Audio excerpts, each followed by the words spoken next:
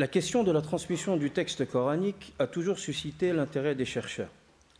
La position de l'orthodoxie musulmane consiste à affirmer que le texte coranique est le résultat d'une révélation qui s'est transmise conformément à la lettre, al-lafz. La question, légitime, sur les origines des qira'at consiste à savoir si celles-ci relèvent d'un enseignement prophétique exclusif ou bien si elles ont d'autres origines.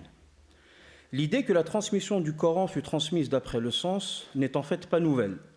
Régis Blacher et Goldzayer en avaient effectivement eu l'intuition et l'avaient soigneusement exprimée sans pour autant l'avoir explicitée et argumentée.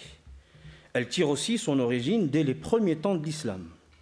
Il s'avère qu'un certain nombre d'érudits musulmans autorisaient ce type de transmission. La transmission du Coran semble donc avoir été effectuée de manière générale, conformément au sens, jusqu'à l'imposition de la Vulgate uthmanienne. Les savants musulmans considèrent effectivement que le Coran, ainsi que ses variantes de lecture, ont été préservés de toute modification et de tout oubli. Ils prétendent ainsi que chaque qira'a est un verset coranique. L'orthodoxie musulmane invoque l'argument de la transmission orale par audition, appelée sunnatun muttaba'a, dont chacune des générations aurait hérité, pour démontrer le caractère ininterrompu des Hassanides, remontant ainsi jusqu'au prophète Mohammed. Que ce soit Abu Ubaid, Al-Qasim ibn Sallam, Ibn Mujahid, Ad-Dani ou bien Ibn al-Jazari, tous sont d'accord sur le fait que l'ensemble des lectures, ce qui englobe 80 systèmes de lecture, font partie des 7 ahruf révélés au prophète de l'islam. Cette affirmation soulève une question capitale. Peut-on penser qu'un texte peut être à la fois révélé et multiple ? Comment concilier ce point avec l'affirmation selon laquelle la transmission du Coran s'est effectuée conformément à la lettre ? L'examen de la tradition musulmane montre plutôt qu'il y aurait eu une double transmission, une conforme à la lettre et l'autre plutôt conforme au sens. Il est bien sûr très difficile de déterminer avec exactitude les versets appartenant à l'une de ces deux types de transmission. En revanche, ce qui semble être avéré, c'est que la prolifération de qira'at dès les débuts de l'islam montre que les premiers musulmans jouissaient d'une liberté avec le texte qui sera partiellement restreinte par le troisième calife de l'islam, Uthman ibn Affan, et presque définitivement interdite par Ibn Mujahid et ses successeurs. Selon la tradition musulmane, le prophète de l'islam aurait autorisé la transmission du Coran d'après le sens. Du moins, c'est ce qu'affirment certaines variantes textuelles du fameux hadith énigmatique des 7 ahruf, qui sont donc 7 façons de réciter, voire de formuler l'expression coranique. Ce hadith joue effectivement un rôle crucial dans l'histoire du corpus coranique, puisqu'il est invoqué par l'orthodoxie sunnite en tant qu'argument irréfutable prouvant le caractère multiforme de la révélation. Ce récit est unique en son genre. Il est rapporté dans des contextes bien différents qui remettent en cause la teneur textuelle du hadith. Sans pour autant aborder la question d'authenticité, on peut affirmer toutefois que ce hadith semble fidèle à une certaine réalité linguistique tribale. Pour une série de ces variantes textuelles, la contradiction est évidente. Mais faute de temps, je ne pourrai pas développer cet aspect problématique. En revanche, je souhaiterais mettre l'accent sur une de ces variantes textuelles qui met en évidence la dérogation prophétique à réciter le Coran tout en respectant le sens. En effet, d'après Tabari, comme vous pouvez le voir, le prophète aurait dit à Omar, qui se plaignait, donc le deuxième calife de l'islam, qui se plaignait d'une personne qui récitait différemment de lui. « Ô Omar, tout le Coran est correct, sawab, tant que tu n'as pas terminé un verset qui mentionne la miséricorde de Dieu par son châtiment, et vice-versa. » Ce qui attire également mon attention, c'est qu'un examen de la tradition musulmane a permis de relever des variantes de lecture prophétique, non conformes à la Vulgate uthmanienne, mais qui respectent le sens général du verset. J'ai retenu 2 exemples. Tout d'abord, Al-Bukhari, At-Tirmidhi et Abu Daoud rapportent que le prophète récitait le verset 58 de la sourate 51 « Inna Allaha ar-razzaqu dhul quwwati al-matin » que vous voyez en haut, de la manière suivante. Donc Al-Bukhari nous dit Ana ar-Razzaq dhul quwwati al-matin. Donc, qui est la première personne. Abu Daoud et Tirmidhi ajoutent le mot inni. Inni, pour insister, inni ana ar-Razzaq dhul quwwati al-matin. Le second exemple est le verset 74 de la sourate 8. Alors, illa taf'aluhu takun fitnatun fil ardi wa fasadun kabir. Ad-Duri rapporte dans son ouvrage Épître sur les variantes de lecture prophétique que ce dernier récitait ce verset de la manière suivante. Illa taf'aluhu takun fitnatun wa fasadun arid. Le sens du terme kabir signifie littéralement grand, alors que arid signifie littéralement large. On notera qu'en l'occurrence, c'est le sens du verset qui est pris en compte. Même si la question est de savoir pourquoi avoir délaissé la lecture prophétique au profit d'une autre, on peut peut-être y voir la volonté d'harmoniser la rime du texte. En ce sens, la lettre Ra, pour le mot kabir, ici, donc la lettre, la lettre Ra, contrairement à la lettre emphatique Dad, pour le terme arid, pardon, a un écho sonore atténué et s'inscrit mieux avec la série de rimes en Ra et en Mim. Par ailleurs, la deuxième occurrence du terme arid dans la sourate 41, donc vous avez ici, dans la sourate 41, le verset 51, s'inscrit dans une série de rimes en lettres emphatiques. On a ici le sad, ensuite le ta et le dha. Donc, concernant la transmission d'après le sens, nous avons également ce même type d'exemple pour les compagnons. Je me contenterai de citer deux exemples. Tout d'abord, celui de Omar ibn al-Khattab. D'après Abu Ubayd al-Qasim ibn Sallam ibn Abi Daoud, Omar aurait récité à la place du verset 5 de la Fatiha صراط الذين أنعمت عليهم غير المغضوب عليهم ولا الضالين, le verset suivant صراط من أنعمت عليهم غير المغضوب عليهم وغير الضالين. Donc cette variante est un exemple de transmission d'après le sens et concerne une des plus importantes sourates du Coran que les compagnons auraient entendu à voix haute durant l'office de la prière, pas moins de 6 fois par jour. Le second exemple est celui d'Anas ibn Malik. Ibn Jinni rapporte dans son ouvrage Al-Muhtasib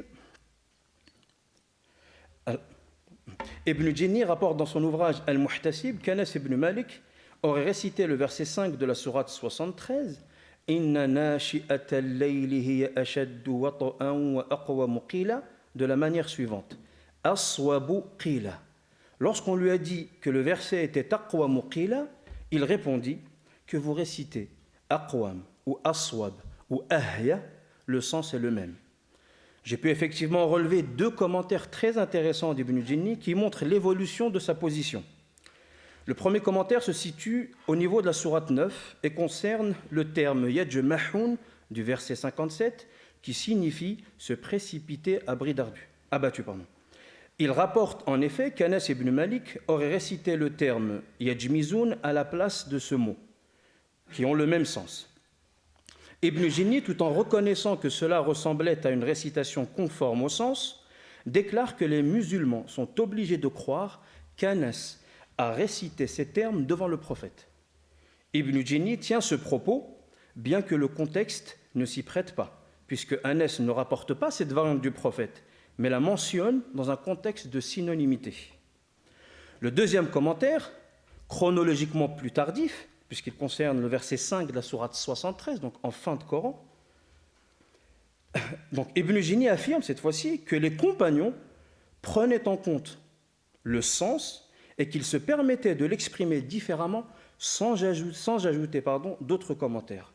On peut penser que sa position tout au long de son ouvrage a évolué pour, in fine, reconnaître l'existence d'une transmission d'après le sens, à l'instar de la poésie pré-islamique.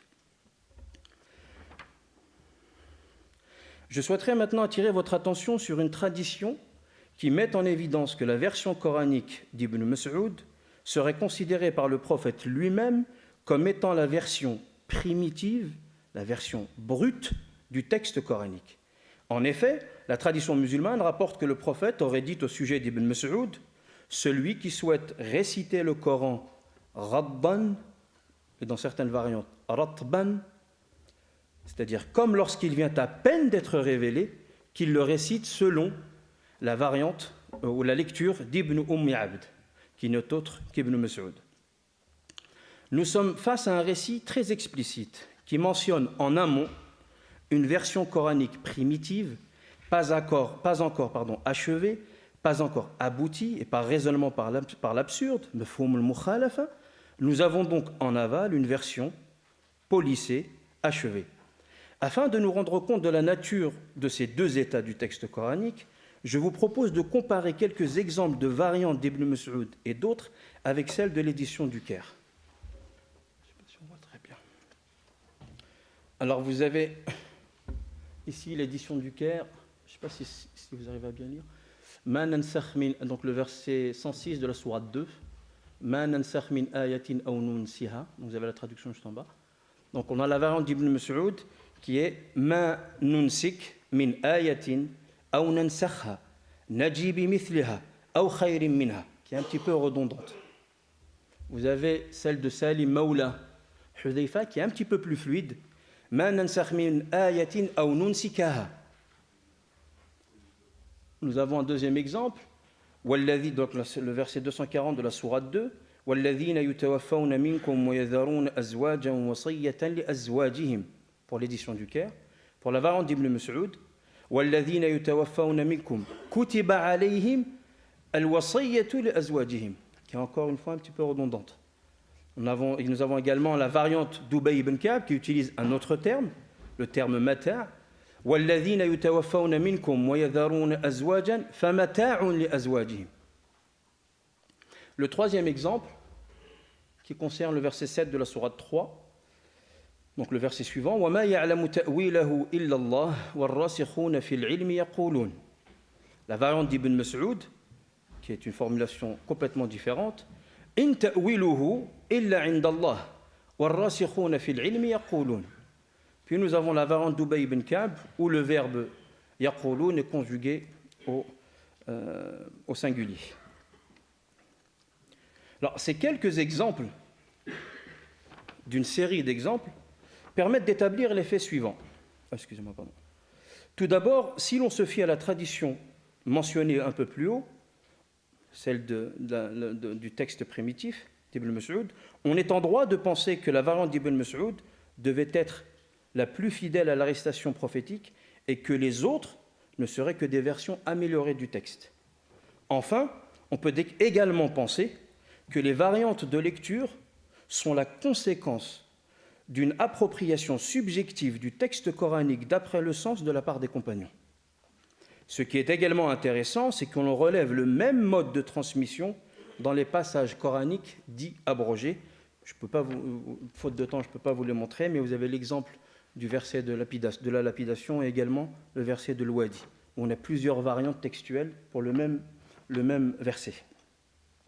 Alors, je rappelle également que c'est probablement de cette manière qu'il faudrait entendre le fameux hadith d'Abu Moussa al-Ash'ari, rapporté par al-Bukhari, qui, après que le prophète l'ait écouté réciter le Coran, lui dit « Si je savais que tu m'écoutais, je l'aurais encore mieux récité. La habbartuhu laka tahbira » c'est-à-dire probablement mieux formulé.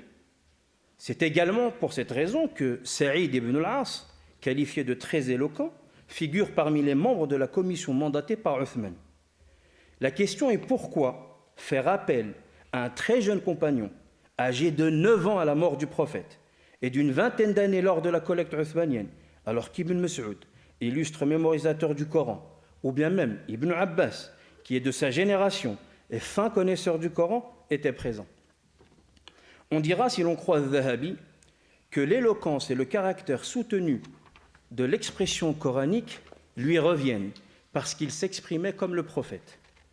Pour d'autres sources, et bien qu'il n'ait pas participé à la fitna entre Ali et Muawiyah, celui-ci était un fervent soutien de Uthman. La question de la transmission d'après le sens s'est également posée au sujet de la tradition prophétique. Les savants musulmans se sont interrogés sur la licéité ou non d'une transmission d'après le sens des hadiths. Si l'on en croit encore une fois à la tradition musulmane, le prophète aurait lui-même autorisé à transmettre son propos d'après le sens, en raison du fait que les compagnons se seraient plaints de ne pas pouvoir mémoriser son propos avec justesse. Ce qui nous intéresse particulièrement, c'est la démonstration faite par les savants musulmans afin de permettre une transmission du hadith d'après le sens. En effet, la quasi-unanimité des savants musulmans du IIe siècle se fonde pour autoriser ce type de transmission sur le fait que le Coran lui-même fut révélé selon 7 ahruf, parce qu'il était difficile de le mémoriser d'une seule et unique manière. Ils invoquent aussi l'argument que les termes utilisés pour raconter l'histoire des prophètes bibliques dans le Coran diffèrent d'une sourate à une autre et que le plus important est d'en préserver le sens. On a l'exemple de jadwa ou bien qabas qui signifie un débris enflammé. Par conséquent, leur raisonnement est que s'il est permis de le faire pour le Coran, il en va de même pour les dires prophétiques. Alors, Az-Zuhri est un des premiers à avoir autorisé ce type de transmission. Vous avez ici donc Abu Uwais dit « J'ai interrogé Zuhri au sujet du taqdim et du ta'khir, qui est le changement de position des mots dans le hadith. Il dit alors, étant donné qu'il est permis de le faire pour le Coran, il va de même pour le hadith, c'est autorisé, tant que le sens est inchangé. » J'ai également relevé le propos de Yahya ibn Sa'id al-Qattan, qui était un des professeurs de Omar ibn Shabbah, mais aussi de Ali ibn al-Madini, professeur et maître del-Bukhari. Il dit « Je crains qu'il soit trop difficile pour les gens de mémoriser les hadiths par cœur. Bien que le statut du Coran soit encore plus sacré, il a été permis de le réciter de manière différente, tant que le sens est le même. » Et je termine par le propos de Shafi'i. Étant donné que, par miséricorde et mansuétude à l'égard de ses créatures, Dieu exalté soit-il a révélé le Coran selon 7 ahruf, parce qu'il savait que la mémoire pouvait nous trahir. Il leur a donc autorisé à le réciter différemment tant que le sens reste inchangé. Si l'on croit ces trois affirmations, ajoutées à celle d'Ibn Jinni, la transmission du Coran d'après le sens était en fait connue et pratiquée jusqu'au moins le IIe siècle de l'islam. Cette liberté dont jouissaient les premiers musulmans va être définitivement interdite par l'orthodoxie musulmane afin de mettre fin aux contestations sunnites et chiites autour du texte coranique.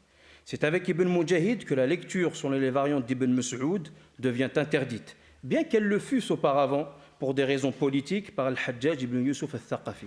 En effet, certaines sources sunnites et chiites, telles que Usd al-Ghaba ibn al-Athir ou bien Ta'wil al-Ayat al-Zahira lil-Istirabadi, Ibn Mas'ud n'était pas un grand partisan de Uthman ibn Affan, et ce dernier l'aurait même privé de tout salaire durant plusieurs années. Ibn Shannaboud et Ibn Miqsam, contemporains d'Ibn Mujahid, incarnent, en mon sens, le spectre d'Ibn Mas'ud. Ils vont être sévèrement sanctionnés pour avoir enseigné sa variante et autorisés de réciter le Coran conformément à la langue arabe. Az-Zamakhshari, au VIe siècle de l'ère musulmane, contesté pour son mu'tazilisme, considère que les qira'at sont la conséquence d'irtiyarat, c'est-à-dire de préférences linguistiques et grammaticales. Il est vrai que la quasi-unanimité des savants musulmans réfute et nie ce type de transmission, en prétextant que le texte coranique fut scrupuleusement transmis selon la lettre. Néanmoins, certains savants musulmans, tels que Malik ibn Anas, Al-Tahawi, Ibn Jinni, Al-Baqillani, Ibn Abd al-Barr, Abu Shama, Ibn Hajar al-Asqalani, vont toutefois reconnaître, pour la plupart de ceux que je viens de citer, l'existence d'une transmission d'après le sens, mais ils considèrent en raison du concept de révélation ipsissima verba, de l'inimitabilité du texte coranique, al-i'jaz, que celle-ci aurait été abrogée soit par la dernière recension prophétique, al-'ardatul akhira, ou bien par le consensus des compagnons autour de la vulgate uthmanienne qu'on appelle ijma' as-sahaba. Tous ces éléments nous conduisent à nous interroger sur la conception même du Coran dans l'esprit des premiers musulmans.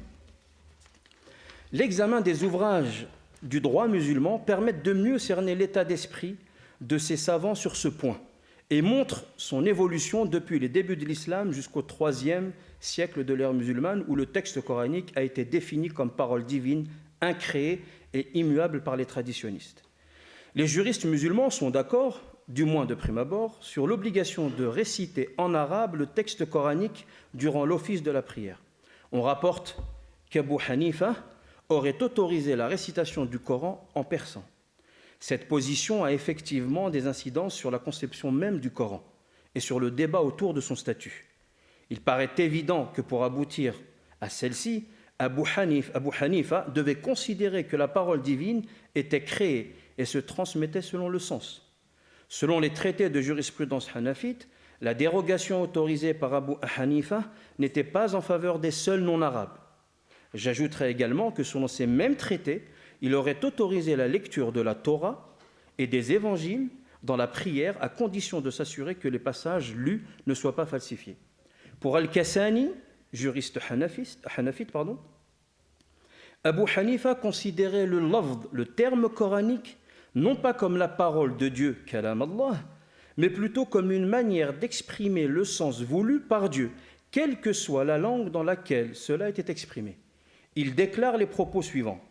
Réciter le Coran dans la prière est obligatoire au vu du fait qu'il est l'expression qui indique la parole de Dieu, attribut qui lui est inhérent, et du fait qu'il contient des enseignements, des exhortations, des incitations, des intimidations, de l'éloge et de la vénération, non en tant que lafz, non en tant que terme arabisé.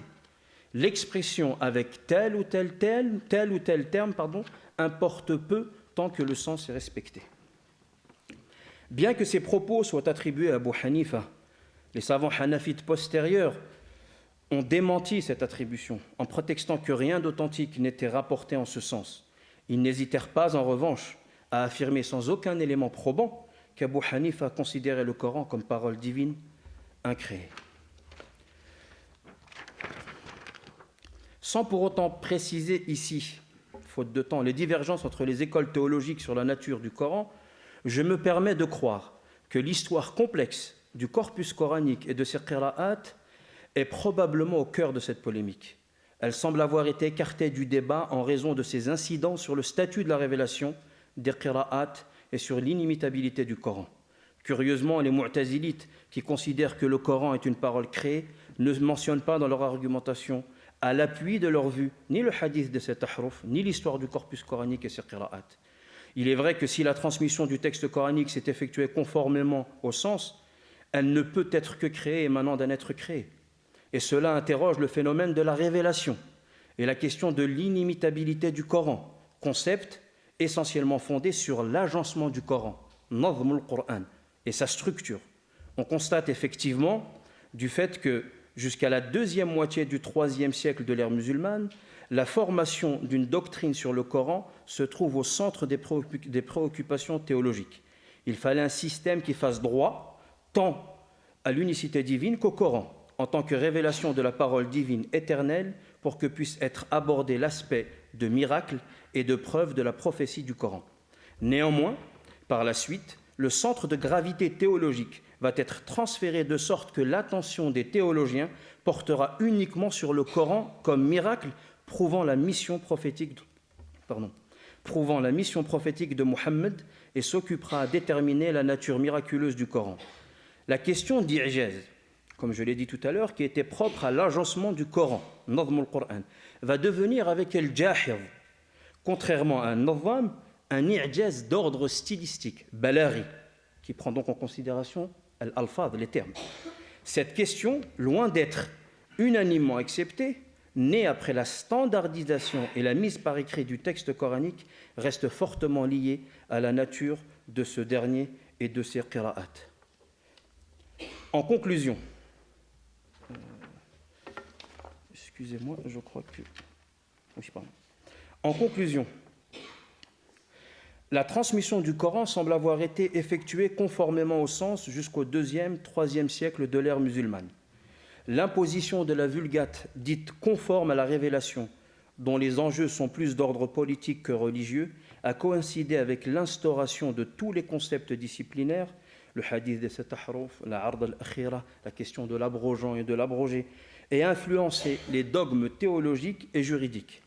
Dans ce contexte, il apparaît que le hadith, donc, que ces concepts-là, donc le hadith des 7 ahruf, le récit contradictoire également de la collecte du Coran, la nature et les origines de qira'at, auraient effectivement parasité la démarche entamée à l'appui de l'I'jaz sur le statut du Coran. Toujours est-il qu'au sein de la tradition musulmane, nous trouvons des récits, ici et là, relatant tel ou tel événement de manière fragmentaire, à la manière d'un puzzle que le savant musulman essaye de composer ou décomposer jusqu'à ce qu'il réussisse à concilier ces récits à travers une dialectique supposée être logique, cohérente et fondée, mais qui semble plutôt être fragile, partiale et dogmatique. Merci de votre écoute et de votre attention.